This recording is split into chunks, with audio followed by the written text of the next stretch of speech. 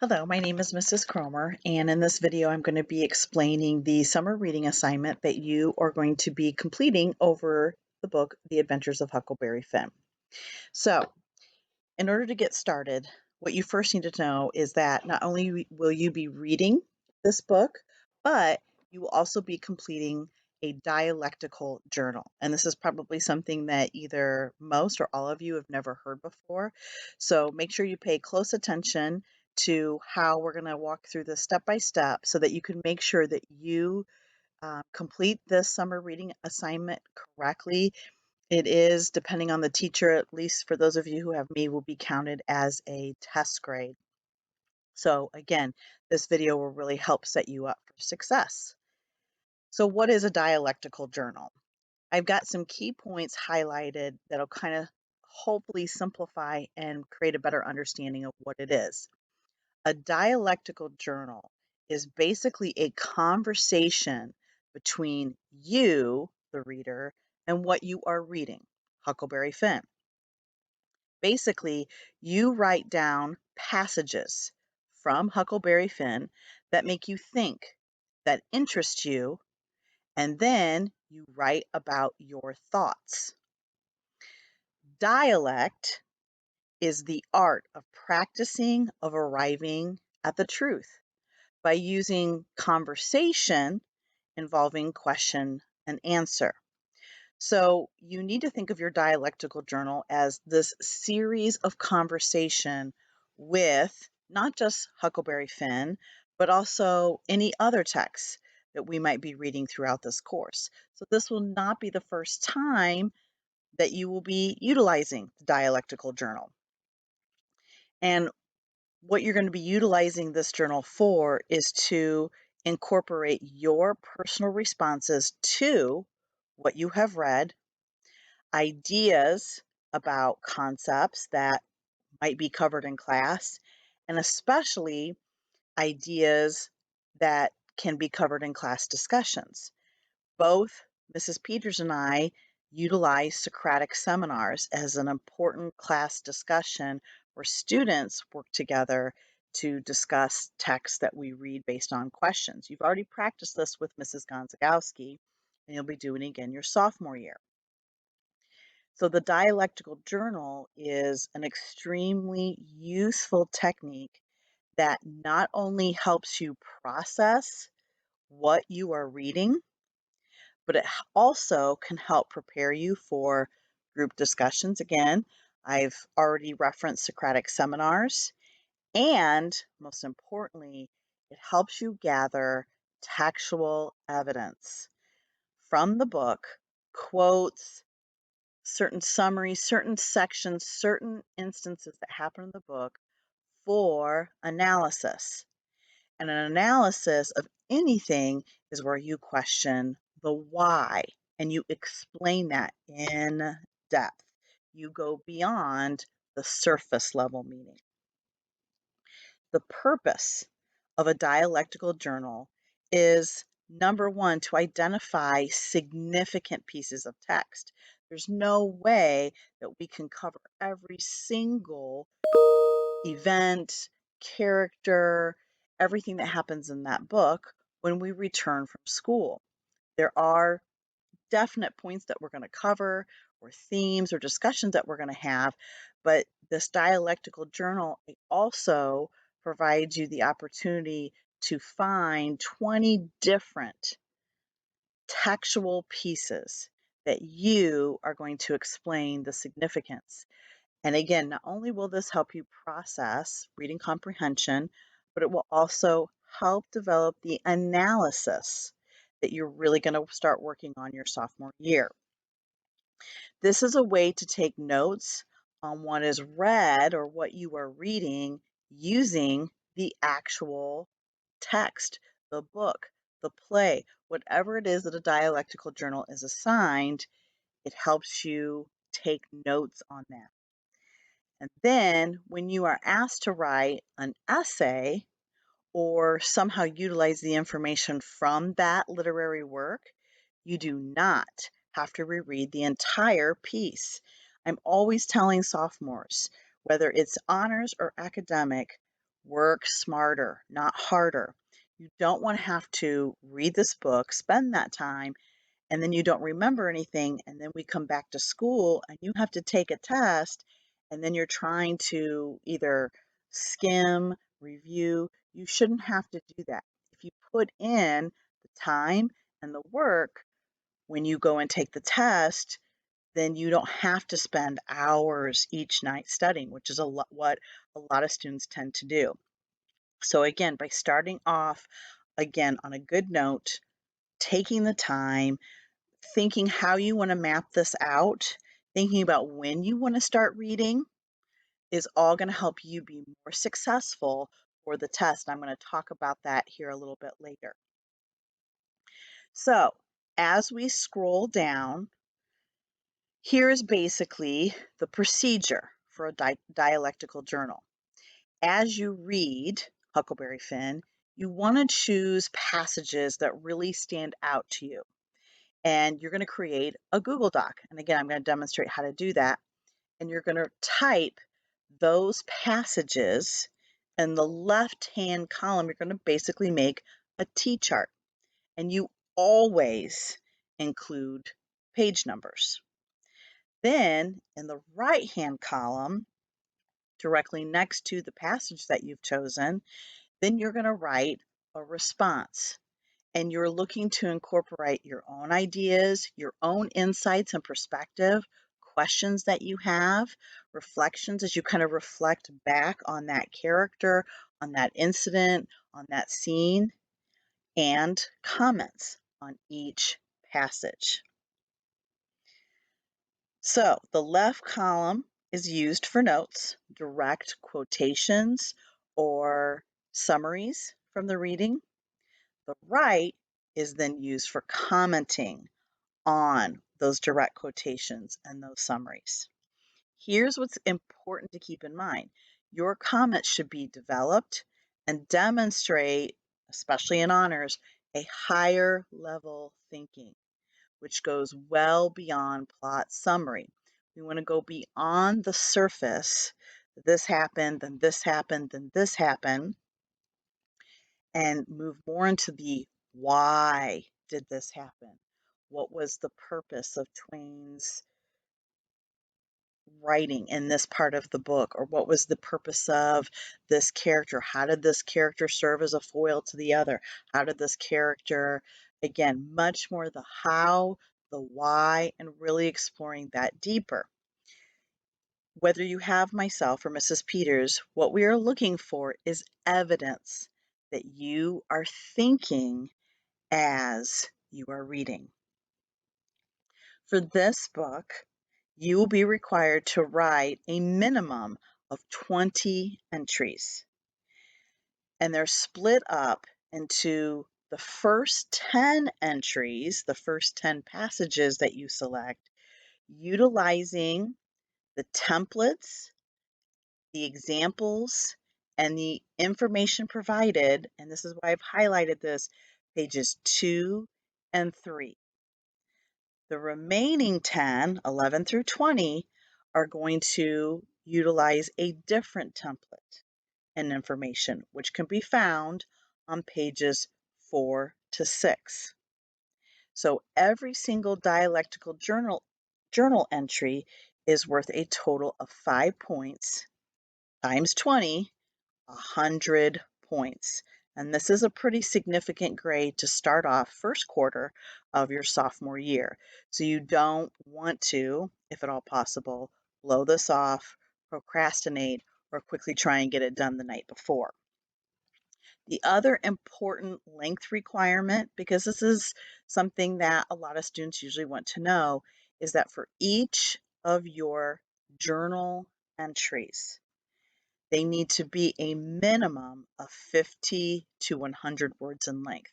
For most students, this isn't a problem to meet, especially when you're really kind of diving deeper and you're reflecting, you're explaining why, you're again engaging and thinking about what you are reading.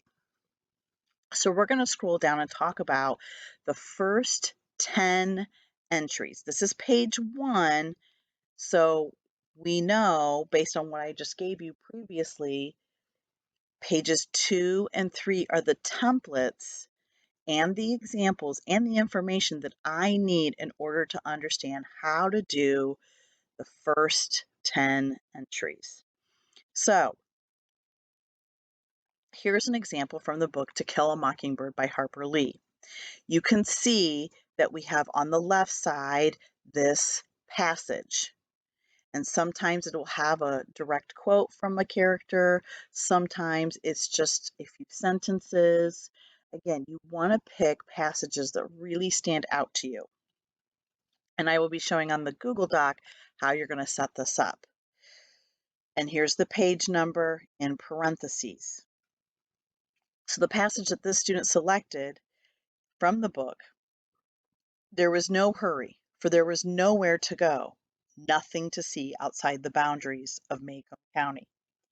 But it was a time of vague optimism for some of the people. Macomb, Great County, had recently been told that it had nothing to fear but fear itself. Great passage from that book. And you can see here on the other side is the student's reaction and connection and commentary on that passage from page 21 in the book. And again, as I'm reading this, it's almost like this student is having a conversation with someone explaining what he or she picked up, found significant, interesting about this passage. Apparently, Macomb is also a very slow, sleepy town that is pretty isolated from everything else. This seems to be especially true since they only have a vague notion of FDR's speech, an allusion to the Depression of the 1930s. Must be the era in which the story took place. And there is nothing outside of Macomb County.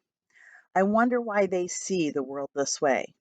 Maybe people don't travel because of the Depression or because that's just not what people did. It is interesting to me that it seems so much like my hometown, except that people in Macomb have vague optimism. I feel as if people don't feel optimistic now. I certainly don't know what I'm going to do after high school and college. During the Depression, about what did Americans generally have to feel optimistic? They just didn't know any better. So as you can see, the student had questions. The student made connections from his hometown, his life, to the fictional town of Macomb. And there's also some really neat references in the commentary. We have a reference to an allusion. We have a reference to this historical time period. So this is much more than just a surfacey response. You can tell that this passage stood out to the student, probably because, again, in the details, in the description of Macomb County, it made the student kind of relate to his town, which is probably like a small town.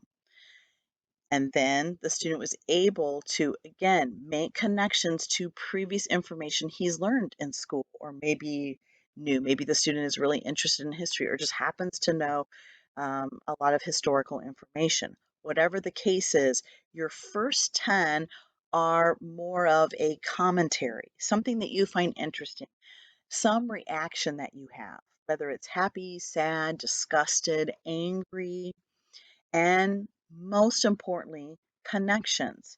When we are able to make connections to something that we read, it definitely sticks in our memories. We remember it, and that's what you want to do. Look for those connections. Here's another example from The Things They Carried by Tim O'Brien. And you can see for this one, again, it doesn't start right at the beginning. This one kind of shows that it's in the middle. And yet again, we have the page number in parentheses. You should also note that this is single spaced. So again, in your journal entries, and you can see both the one from To Kill a Mockingbird and The Things They Carried, that these are single spaced. The passage that this student chose, they carried like freight trains. They carried it on their backs and shoulders, and for all the ambiguities of Vietnam, all the mysteries and unknowns, there was at least the single abiding certainty that they would never be at a loss for things to carry. And here is the student's commentary. O'Brien chooses to end the first section of the novel with this sentence. He provides excellent visual details of what each soldier in Vietnam would carry for day-to-day fighting. He makes you feel the physical weight of what soldiers have to carry for simple survival. When you combine the emotional weight of loved ones at home, the fear of death, and the responsibility for the men you fight with this physical weight, you start to understand what soldiers in Vietnam dealt with every day. This quote sums up the confusion that the men felt about the reasons they were fighting the war and how they clung to the only certainty, things they had to carry in a confusing world where normal rules were suspended. So the student starts off with an obvious fact that he noticed the author choosing where to end the first section of the novel. Then he provides further commentary about the author's strong use of visual details. And then he kind of goes into this reaction, how the author makes not just this student, but anybody who's reading feel certain emotions, almost actually feel the physical weight. And then he kind of goes back to this commentary, and that by combining the emotional weight with these items, the reader starts to understand what soldiers in Vietnam dealt with every day. And then he kind of makes this final statement. So again, you can see two different books, two different passages, and two different responses, yet both provide a commentary, reaction, and connection. If you scroll down to page 3, again, it's pages 2 and 3 that you need to refer to for the first 10 entries. Here's what you need to look for when you are choosing passages from the text as you read. You want to look for quotes, you want to look for passages that obviously are significant, are powerful, make you think, they provoke thought, or maybe even might be puzzling or confusing.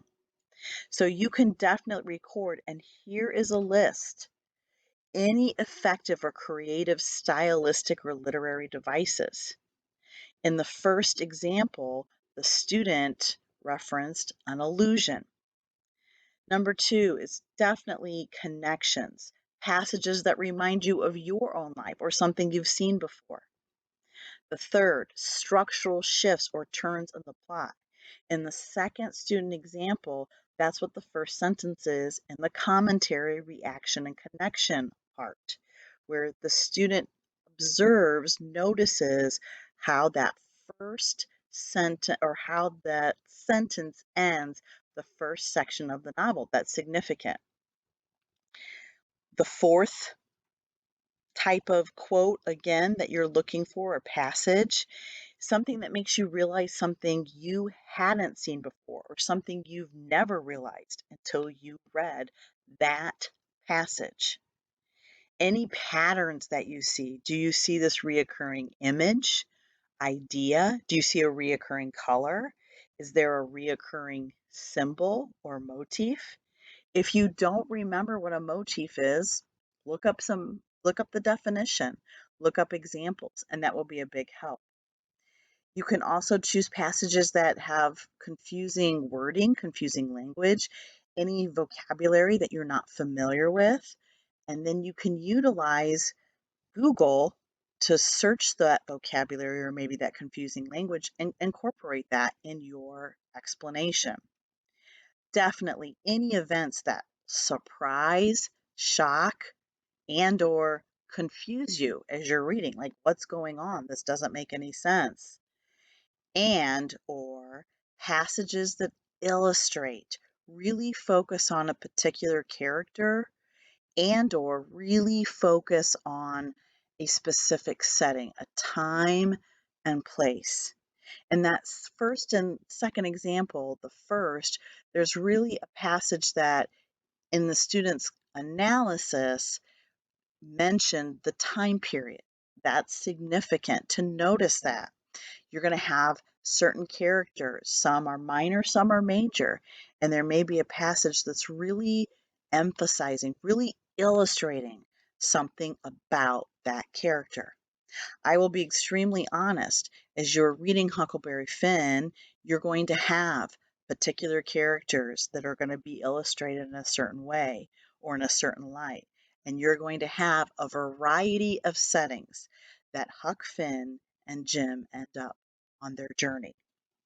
So those are all great examples of here's the type of passage that I'm selecting. So we've talked about, okay, how do you respond to the first 10? You've got 2 examples. You have instructions for finding what passages do I choose, and you can respond in a variety of ways. But what is most significant or most important for these first 10 is that the observations that you write down, this conversation needs to be specific and detailed. And you are more than welcome to write 50 to 100 words.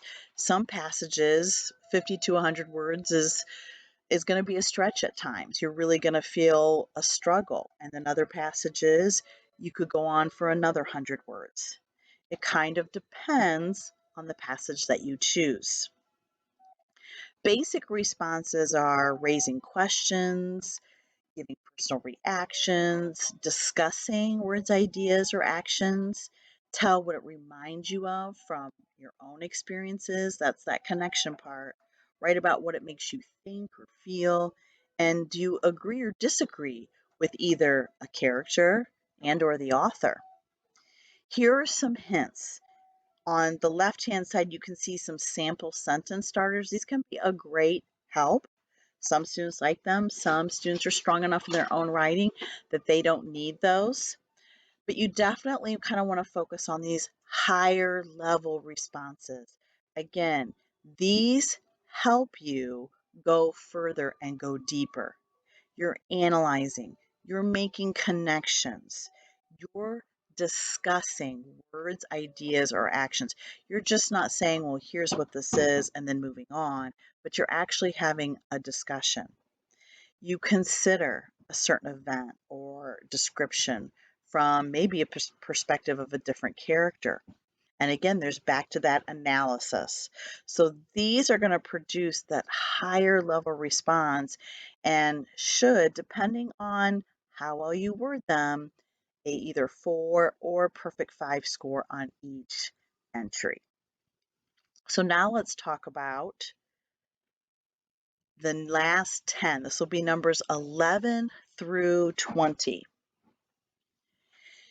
After you've chosen 10 passages that really kind of pique your interest for a variety of reasons that we kind of already previously went over, now you're ready to start kind of the second half of the dialectical journals, which is going to focus on 3 writing components, and that is form and structure, purpose, tone, style, and imagery or detail. All authors incorporate a certain form and a certain structure. Every author has a purpose. Every author has a tone, an emotion associated with what they're writing. And every author, without a doubt, has their own writing style. Think about the books that you read your freshman year, from Rebecca to Romeo and Juliet to The Most Dangerous Game.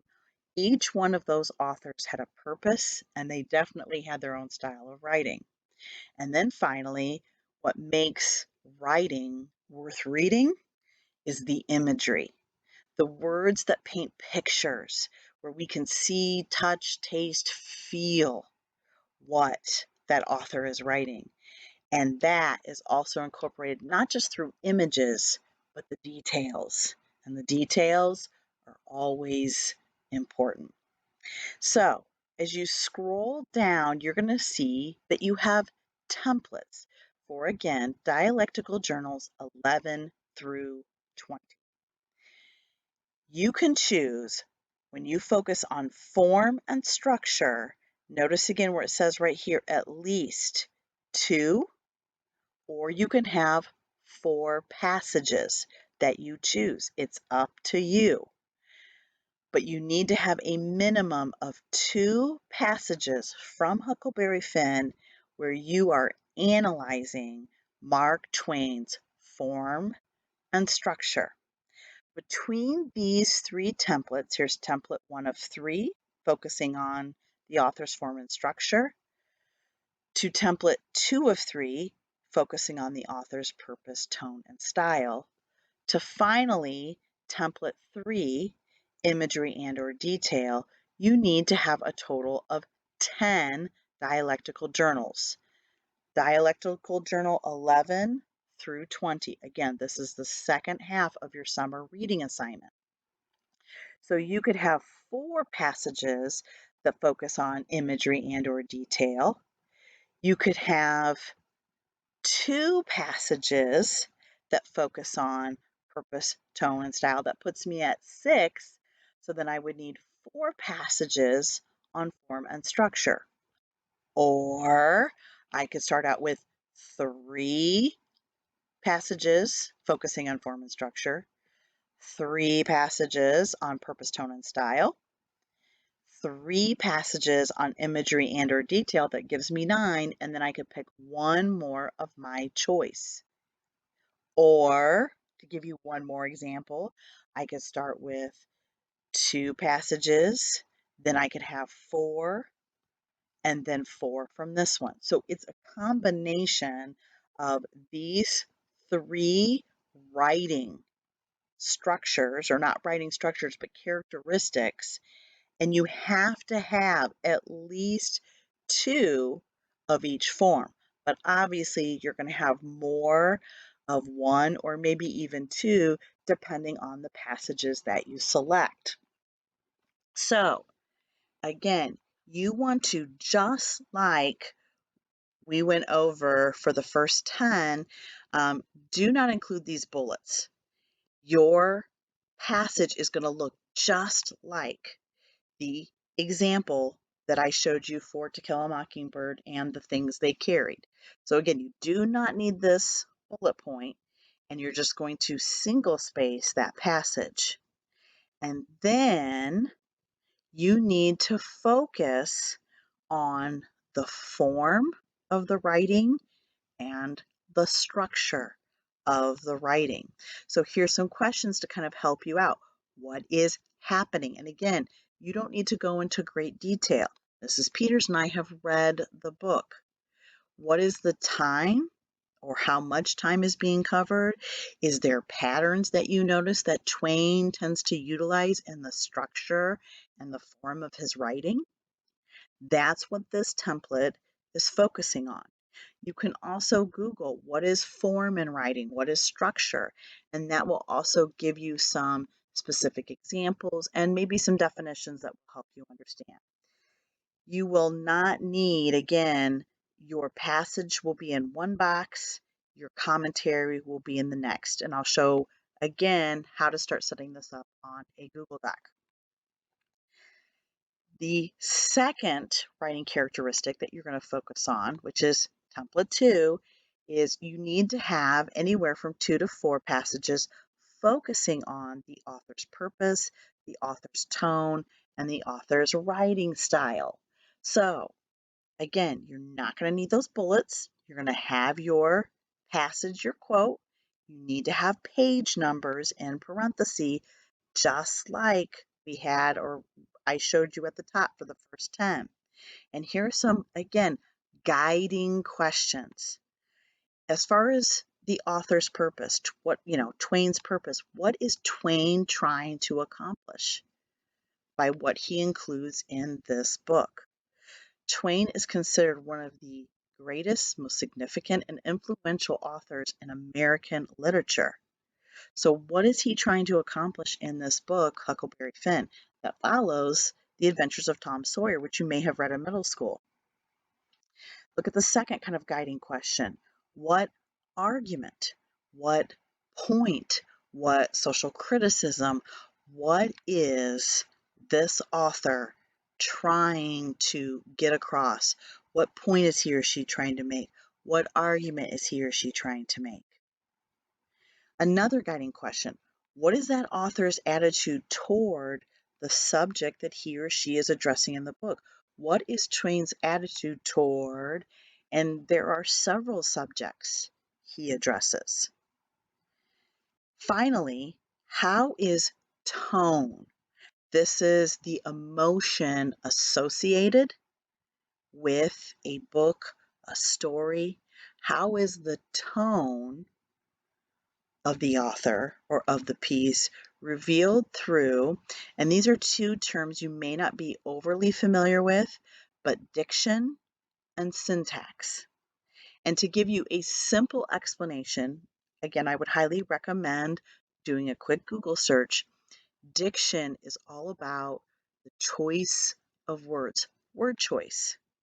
And syntax is how, as you take those choices of words, how do you fit them together to make phrases, clauses, and sentences?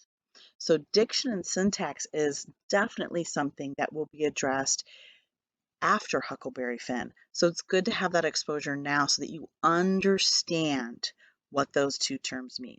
Diction, word choice. Syntax is the arrangement of the diction of those words and putting them together to make different sentences, arrangement of those words. And how do we see the author's tone or the tone of the piece? How does that come through the diction, the word choices, and the arrangement of those words and phrases and clauses? How is it revealed through those two writing techniques? Finally, we have template 3, which focuses on any imagery and or any detail that the author specifically writes or includes in his or her literary work. So you want to look for any type of recurring images, light and darkness. That was really big in Romeo and Juliet. Any references to colors. Colors always have significance or meaning. Any way that the character's clothing might change or how it's described, the details, the images of that clothing. Any odors, any sounds. Again, recurring images. Point out any details that the author, Twain, includes. Any certain numbers? Are there certain facts? Is there just a very detailed description of a character, of an event, of a place that the author is using to support his or her argument, his or her view of an issue, of a problem, of a conflict in the book that speaks larger volumes of something that is currently or has been an issue in society. And then here's an easy question. How are these images and or the details utilized by the author? How does Twain provide images? What are those images? How does Twain give us details? And what are those details? How does he utilize these in his writing in describing the adventure and the journey of Huck and Jim on a raft on the Mississippi? Finally, what emotions, especially through imagery, is evoked from the reader? Again, do we feel horror, confusion, sadness, empathy, disgust, humor? There's such a wide range of emotions, and there should definitely be those emotions tied to the images and the details that Twain utilizes in his writing. So this is going to wrap up the second part of your dialectical journal. Now notice this important, and I know I gave you 3 options, but it says for the second set of the 10 dialectical journal responses, again, that's numbers 11 through 20, you need to have at least 3 for each template. So to kind of make this a little bit simple, let me kind of scroll back up. You're going to have 3 for this template, 3 for this template, 3 for the third template, that gives you 9, and then you can choose to write one more on either one of the 3 templates. Again, each template will have 3 dialectical journals, and then your last one, number 20, can be from either imagery and or detail, purpose, style, or tone, or template 1, form and structure. It's up to you. So again, make sure you don't forget that. Here's elements of literary style. You should be familiar with this. Sentence structure, diction, vocabulary, tone, word color, word sound, paragraphs, chapter structure, sentence structure. Does the author experiment with language? Does he or she write in an unusual way? Maybe using stream of consciousness, mixing styles and genres, providing an unusual layout, breaking rules of grammar. And other examples, again, you could Google experimentation on language and find some other examples that aren't listed. So this will be a huge help, this elements of literary style, when you use template 1, form and structure. Even here, template 2, looking at the style. So again, that list, 1 through 7. So if you want to earn an A, high B, you want to be up in that higher range, since this is going to be a pretty big grade, you can see that here is the rubric. It's pretty thorough as far as there are 5 categories that you can fall under. This first definitely hits the A range. Here's your B range, and then we've got our C, D, F. So I kind of want to focus on, okay, what does it take to get an A? And this is where hearing me explain this and then thinking about your summer, how you want to spread this out, we need to see that extra effort is apparently evident. You just didn't fly through, throw some passages, try to just kind of throw something down that sounds intelligent just to get it done. You chose passages, quotes that are very relevant, that are thought provoking. And you can, as a reader, read between the lines of the text. What does that mean? You're able to see beyond black words on the white page and read more than just the sentence.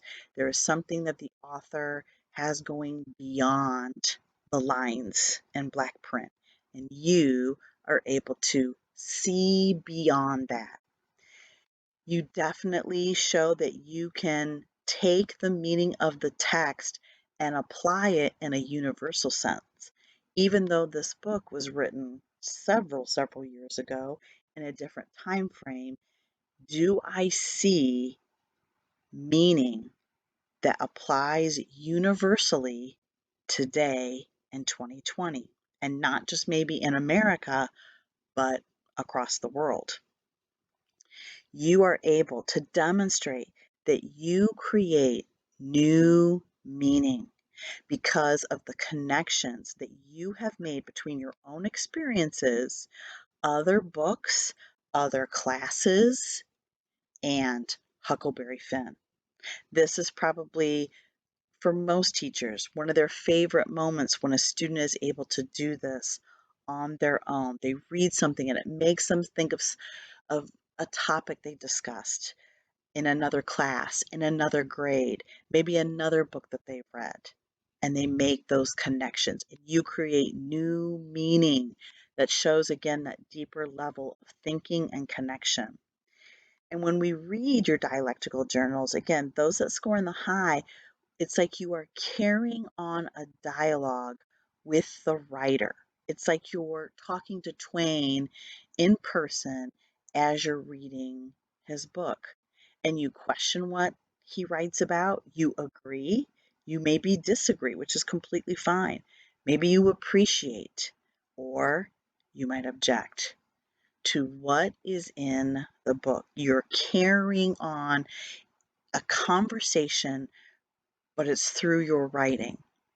And obviously, since this is English class, your sentences are grammatically correct.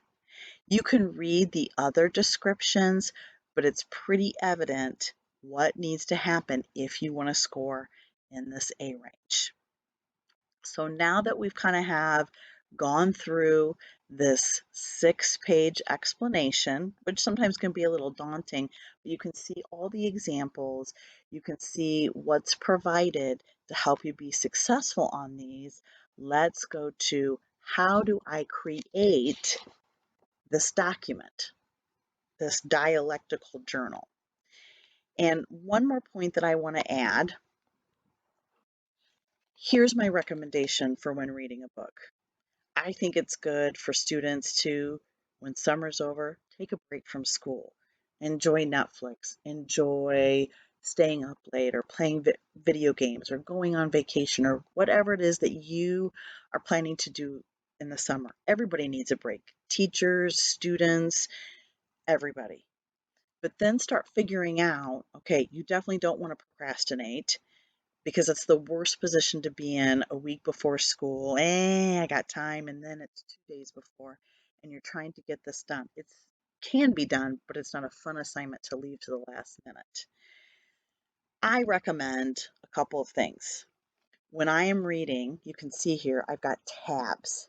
And those tabs, as I'm reading, are passages, text, sections of the book that I find extremely important. So what some students do is they read, and anything that sticks out, they put this little post-it like flag. That way, they can then go back, start their dialectical journals, and they have specific pages that they have marked that incorporate or provide passages that they find interesting or passages they know are going to fit those last 10. However, some feel that that's maybe a little bit too much work.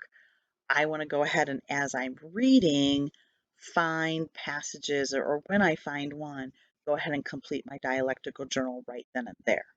You should be incorporating dialectical journals from the beginning all the way to the end. So they should be spread out, not all 10 come from the first 40 pages and then the second 10 come from the last 20 pages. There should definitely be spread out page references, again, to show that reading of the book. So it depends on, some students just want to sit and read, they'll mark, and then they'll go back. And sometimes they'll take a break in between. Okay, I've read, I've marked my pages. I'm going to wait maybe a month before school, and then I'm going to start working on my dialectical journal. It'll help me to kind of refresh my memory of what the book is about. Others, again, maybe thinking about their vacation plans. Maybe some of you are taking vacation at the beginning, and then you know you're going to be back, and you could start maybe mid-July or maybe at the end of July. But you definitely want to leave some time to read, to go through the book, so that you can give yourself enough time to complete the summer reading assignment. This is also going to be really critical for the test.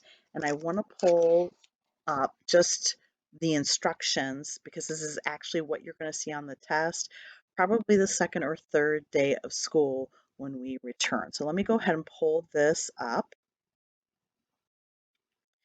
So here are the instructions. When you take the test, you're going to have about 15 to 20 items. They're going to be places, characters, themes, symbols, motifs, 15 to 20. And you're going to pick 10, your choice. you're basically going to be writing 10 paragraphs. For every item that you select, that you choose for the test, you're going to basically write one sentence identifying objectively. Here's what this item is. Here is this character. Here's this place that Twain references. Here is this symbol, this theme, this motif. So that's about one sentence. And then the rest of the paragraph has to discuss and provide a strong explanation, a strong analysis of the impact this item, this character, this symbol, this place, this reference, etc., has on Mark Twain's novel, Huckleberry Finn. When you take this test, each identification is going to be worth 10 points, 100 points. And this is taken pretty early on at the beginning of the fall semester. So not only will you have the dialectical journals, but you're going to take a test over the book. And again, depending on how you plan out the summer assignment, you want to keep that suggestion, that statement that I said at the beginning of this video. You want to work smarter, not harder. So you don't want to read this book and then forget everything you've read or have a vague memory, and then something pops up on that test that's specific and you have absolutely no recollection of what that item is. And that creates that feeling of panic, which we don't want you to have. So the dialectical journals can really help with that. It's also not a bad idea to maybe write down some brief notes. We know that research says that when we write things down, maybe it's a post-it note that you put on the pages. Maybe it's just a lined piece of paper where you just kind of jot down names, places, characters that will give you a reference that will really help you when we come back in the fall, especially as you're getting adjusted to your sophomore schedule. So that's just a heads up for the summer test. Now I want to go to creating a Google Doc. What does this look like? So you're going to open up your Google Drive and you are going to select New and you're going to select a Google Doc. So here is my blank Google Doc. And the very first thing that I want to do is I want to hit, you're going to use your Control A key. This is going to highlight the entire document because you have to make sure that you have your formatting per the MLA set up correctly. So when you select on your font style, you have 4 basic choices here in the beginning. And these are considered professional fonts, especially when you're turning in assignments. So you have Times New Roman, you have Cambria, Georgia, and Arial. And you really want to stick to these 4. They're easy for your teachers who are much older to be able to read, and they're considered more professional fonts. So I'm going to go with kind of the classic Times New Roman. Okay, got that. Again, you can see that I still have that blue square there that is highlighting my entire document. And now I want to select font size 12. This is a requirement of MLA formatting that your font size is font size 12. And then the last step that I want to take is this up and down arrow that is my line spacing. This right here is my alignment, left, center, right, and this is my line spacing. I want to make sure that I have my line spacing correct. So to kind of start this off, we're going to go to custom spacing, and you want to make sure your line spacing is at 1 for this, and I'll explain why. What's really important is that your before and your after are set at 0, and you're going to hit apply. Now, what I want to do next is I want to type, this is called in the MLA formatting, your heading. So you're going to type your first and last name on this first line. You're going to hit enter, enter. Even though we've single spaced this, you need to make this section double spaced. Normally, we set up your line spacing as 2 spaces, but the Dialectical Journal, because it has to be single spaced within those text boxes, it's just easier if we kind of do it this way. It'll be different for other documents. Next, you want to type the name of your instructor. I'm going to hit enter twice. You're going to type the name of the course and make sure you do not abbreviate Honors American Literature. And then you're going to hit space twice and you're going to put the due date, which is the first day of school. There's a date that's given on Canvas for when these are due, and you're going to put that date. So I'm just putting something down so you can see how this is going to look. So again, I can't remember the exact, but it will be on Canvas. Make sure you have the correct date. So now my cursor is after 2020. I'm going to hit enter twice again, and I want to center this in the middle. And remember that because this is the title of a book, we want to hit Control I and we want to italicize. And we're going to type Huckleberry Finn. Hit Control I, that's your shortcut key, which will take off the italics. We're going to type Dialectical Journal.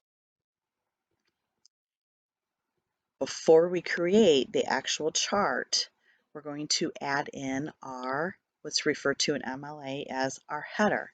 So if you double click up at the top, again, let me click out. I'm going to put my cursor up here and just double click. It pulls up my header.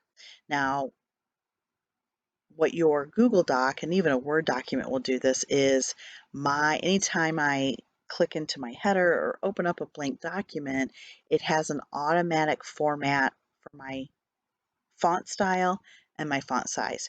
There's a way that you can set this up and change it so that it always opens up to your preferred and professional font style and font size, but I'm just going to walk you through this very quickly. So again, I know that I chose Times New Roman.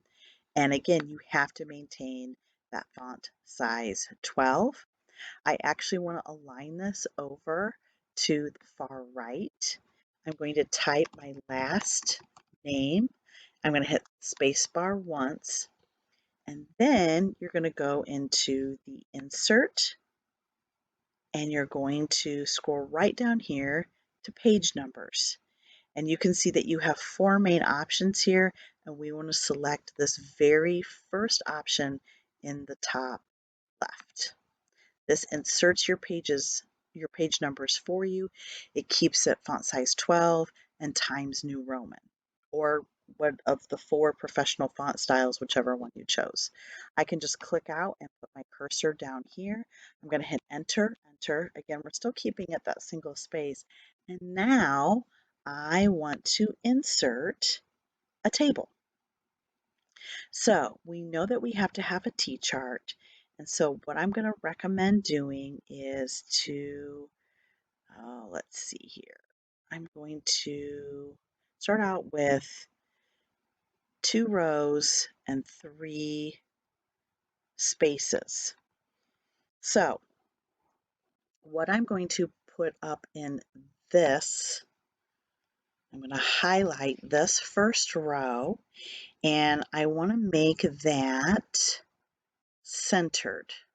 Okay, so again, I'm highlighting. I want to make this centered, and I'm going to hit Control B, and I'm going to type here passage number 1. We're going to make this bold, commentary, reaction, connection, number 1. You can even, actually what I want you to do is you're going to highlight that. You're going to right click on your computer, and if you scroll down, you're going to select table properties. And then you're going to go to this cell background color, and you're going to select a color. It doesn't matter to us, something that's not going to be real dark, something that's going to be kind of light and easy to see. And you're going to click OK. And that kind of puts that into color. Now I am ready to start with my first passage, something that really stands out to me. And I'm going to include a passage that I had marked previously. This is more kind of towards the middle of the book. So I'm going to start typing the passage that stands out to me.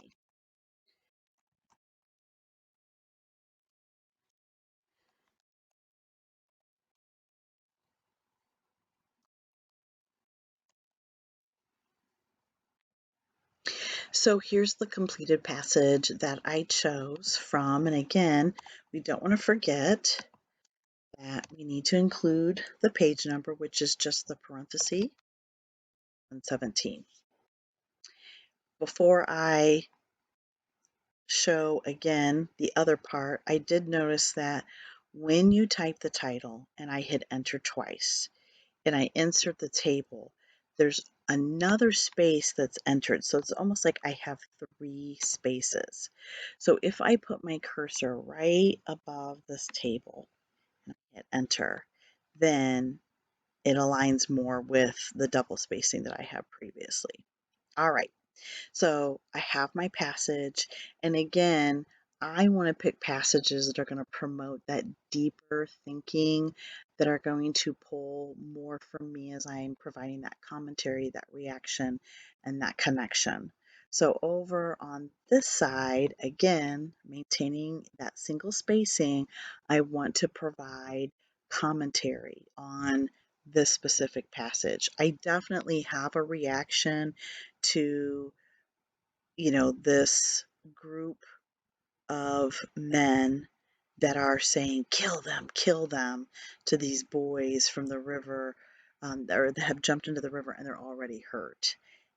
I have the same reaction that Huckleberry Finn does, and that it makes me sick for someone to almost find pleasure, or just to be so intent on killing someone. It's like it's driving them.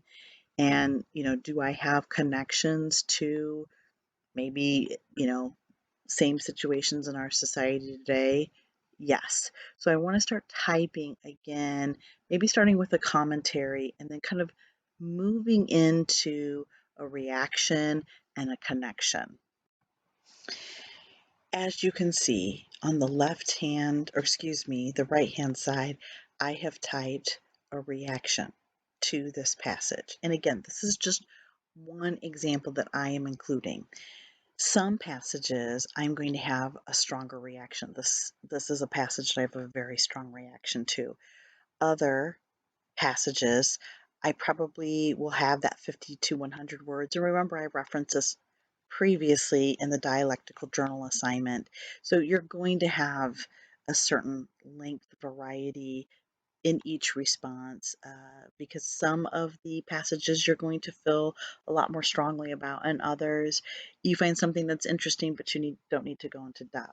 So the passage that I chose for 117, Huck says to his audience, all of a sudden, bang, bang, bang, goes 3 or 4 guns. The men had slipped around through the woods and coming from behind without their horses. The boys jumped for the river, both of them hurt. And as they swum down the current, the men run along the bank, shooting at them and singing out, kill them, kill them. It made me so sick, I most fell out of the tree. I ain't a-going to tell all that happened. It would make me sick again if I was to do that.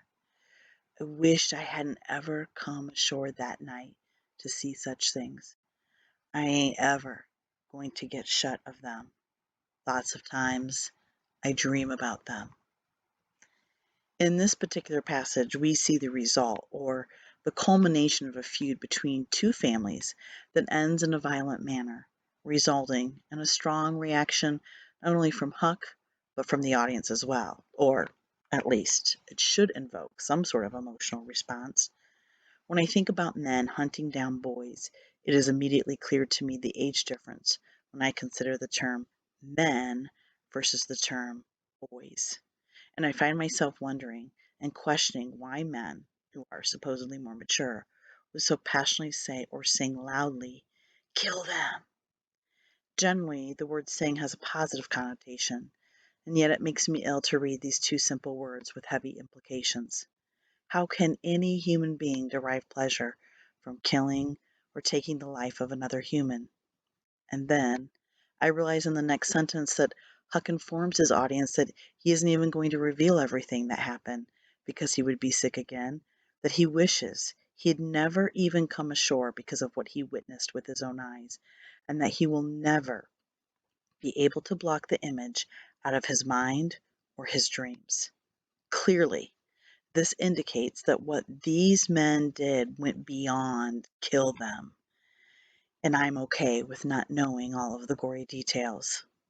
I can relate to Huck in this instance because I have witnessed certain images on TV, social media, etc., that have made me feel sick to my stomach, especially regarding what humans are capable of committing against their fellow man or woman. And I wonder, will humans ever stop killing one another? The sad reality is that the obvious answer to this question is no. So, I've got my first passage, I have my first commentary, now I'm ready for my second. I can see that I'm kind of almost to the end of this first page. And so I have a couple of options. I can either delete this row, so I can highlight that. I can right click, I can delete row. And then what I can do is I can go up here and I can copy this, hit Control C. I'm going to put my cursor underneath and I'm going to go down to the second page. I'm going to hit Control V and that copies. Now, obviously I can't use the same quote back to back, but this kind of sets the format up for me for my second passage. I'm going to change this to number 2. And then I'm going to delete all this except for quotation marks and the period. I'm going to delete that page number, but I'm going to keep the parentheses just again to have that. And then I want to go ahead and delete this reaction. I'm going to keep that period. So now I'm ready. Maybe I already have my second passage, or at least I have everything ready when I want to go ahead and type the passage and then my commentary. And let's say, for example, that this one is not as long. So once I finish typing and I still have room on the second page, what I'm now going to do is I'm going to hit Tab. Every time you hit Tab, it enters a new row. I'm going to hit Tab again. There. I'm going to go back up here because I want to have this above each passage. And I'm going to hit Control C. I'm going to go down to this row. Again, I'm going to highlight it. I'm going to hit Control V. Then I'm going to change this to 3. So again, it just depends on the length. Again, some of your reactions, some of your typed responses, they're going to be long. Others are going to be short, and you may be able to fit 2 or even 3. But this clearly shows that I have chosen a very thought-provoking. It's not something short. It's something that's talking about something significant, involving men and boys and them obviously trying to kill each other. And then you can tell I've thought about it. And not only am I commenting on, okay, this is what I'm noticing, and I think about these two words, but I'm also typing questions. I'm thinking about it, and I'm making connections towards the end to the main character, Huck Finn. Again, I want to go beyond the surface, and I want to provide evidence that I took my time, that I really chose thought-provoking quotes, and that I'm really analyzing and thinking about what I find interesting, any emotions associated. So I'm going to keep doing this for, again, the first 10, and then I'm going to move into that second, or then, excuse me, those 3 templates on page 4 that I talked about previously in the video. Finally, make sure that you title this Google document, and I think it's really easy just to type Huckleberry Finn Dialectical Journal up at the top so that you have that ready to go and to submit, and that will make it a lot easier when you turn this in through turnitin.com on Canvas right before school starts. So even though this is a little bit of a lengthy video, you now know what you need to do. You have a heads up on the test. You have a clear idea of how you're going to set this up on your Google Doc. And if you have any questions, please do not hesitate to email either myself or Mrs. Peters about any questions, any concerns, anything that you want to double check, because that is what we are here for.